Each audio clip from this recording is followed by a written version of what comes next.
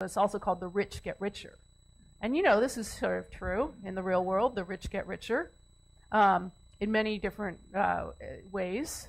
So in science, we know that people care about like how many people have cited your papers. That's a big thing in science. That's how you get tenure and everything. And in academia in general. And we know that the more citations you have, no matter how the quality of your papers aside, the more citations you have, the more you're likely to get. Because a lot of people will cite papers that other people have cited, whether they've read them or not. And so that's an example of preferential attachment. And so the idea is we're going to have a model of that. It is it's in flocking, you only look at your nearest neighbors. In the network thing,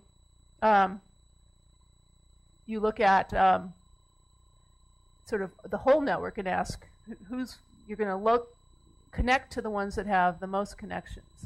So the way this is going to work is that this is going to be a network, and at each time step, we're going to add a new node, and it's going to decide who to connect to, and its probability of connecting to each node depends on how many links the node already has.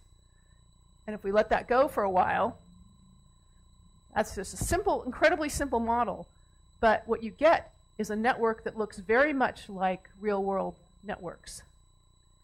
And so it's a really nice model. It's extremely simple. Whether it reflects reality or not, whether that's really what happens, I don't know. But it's a plausible hypothesis. And what it produces, interestingly, is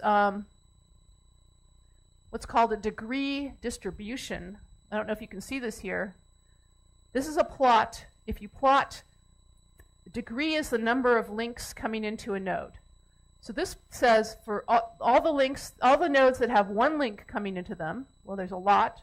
All the nodes that have two links coming into them, there's a smaller number and a smaller number.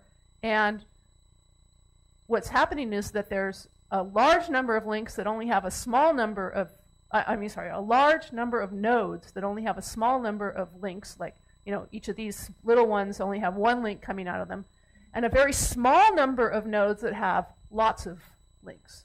So these are, out here are the hubs, and this is an important shape, because what we see is that in most real-world networks, this is the kind of shape we get from their degree distribution, okay?